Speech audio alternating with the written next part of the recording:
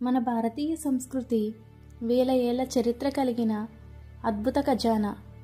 నేటి ఆధునిక శాస్త్రం అనేక విషయాలను ఇప్పుడు మాత్రమే తెలుసుకుంటుంటే మన పూర్వీకులు వాటిని ఆచారాల రూపంలో చాలా కాలం క్రితమే మన జీవన విధానంలో కలిపేశారు. కానీ మనం ఇవాళ వాటిని కేవలం అలవాట్లు, పాత రీతులు అని మర్చిపోతున్నాం. ఈరోజు మనం మర్చిపోయిన ఆచారాల వెనుక దాగి ఉన్న శాస్త్రీయ రహస్యాలు తెలుసుకుందాం. మీరు ఆశ్చర్యపోతారు, గర్వపడతారు కూడా. మొదటిది, దేవాలయం చుట్టూ ప్రదక్షిణ. ఎందుకు దేవాలయానికి వెళితే గర్భగుడి చుట్టూ ప్రదక్షిణ చేస్తాం? మనం అనుకున్నట్టుగా కేవలం భక్తి కోసం కాదు.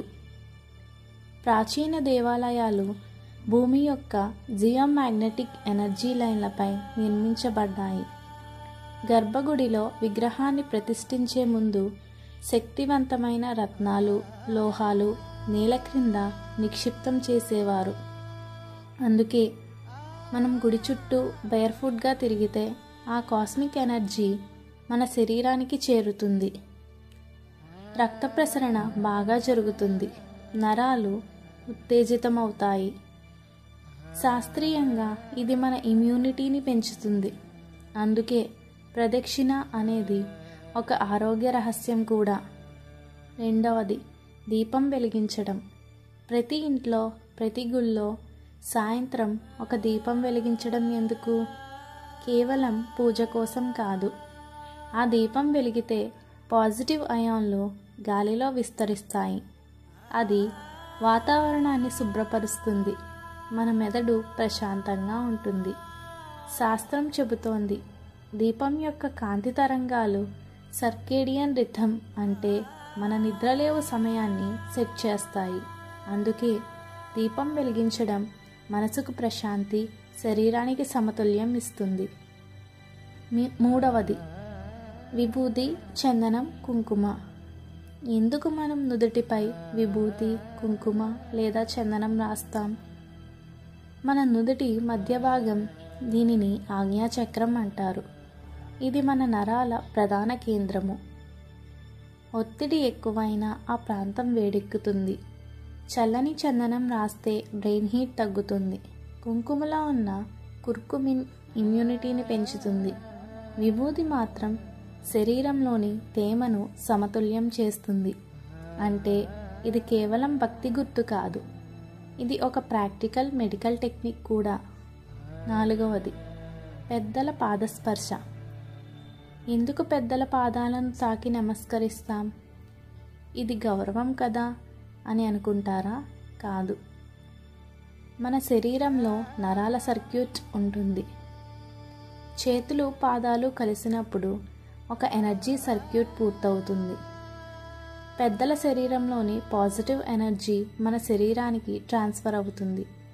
సైంటిఫిక్గా ఇది బ్లడ్ సర్క్యులేషన్ బాగుపరుస్తుంది, ఇంకా మన అహంకారాన్ని తగ్గిస్తుంది. అందుకే పాదస్పర్శ అనేది ఒక సైకలాజికల్ హీలింగ్ టెక్నిక్. ఐదవది, అరటి ఆకు మీద భోజనం. ఎందుకు పాత రోజుల్లో మన పెద్దలు అరటి ఆకు మీదే భోజనం చేసేవారు? అరటి ఆకు మీద ఉన్న పాలీఫినాల్స్ మన ఆహారంలో కలిసిపోతాయి. ఇవి యాంటీ ఆక్సిడెంట్స్, ఇమ్యూనిటీ పెరుగుతుంది. ఇంకా ఇది నేడు చెప్పే ఈకో ఫ్రెండ్లీ ప్లేట్. ఒకసారి వాడి మట్టిలో కలిపేస్తే ఎలాంటి కాలుష్యం లేదు.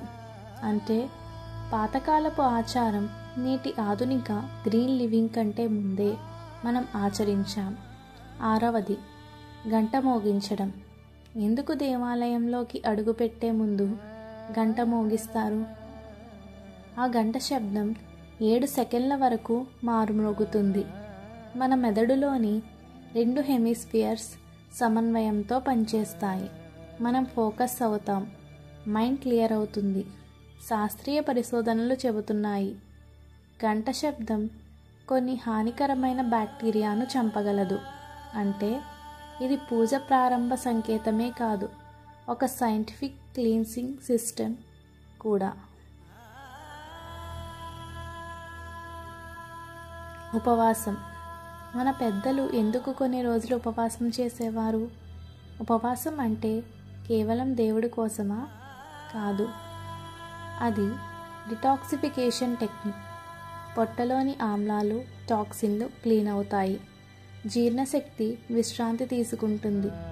ఇప్పటి ఆధునిక వైద్యశాస్త్రం దీన్నే ఇంటర్మిటెంట్ ఫాస్టింగ్ అంటోంది.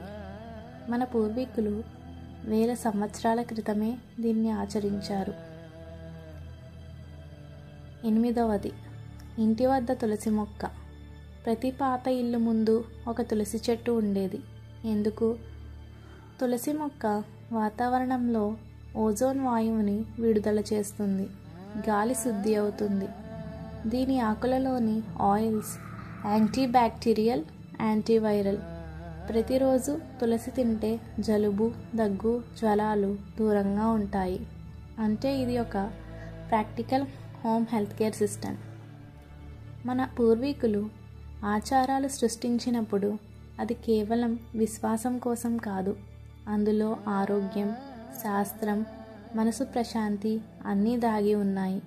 మనం ఈ రోజుల్లో వాటిని మర్చిపోతున్నాం.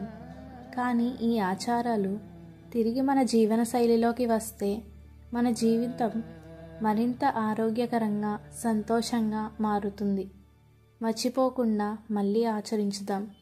భక్తి కోసం కాదు, మన ఆరోగ్యం కోసం, మన సంస్కృతి కోసం.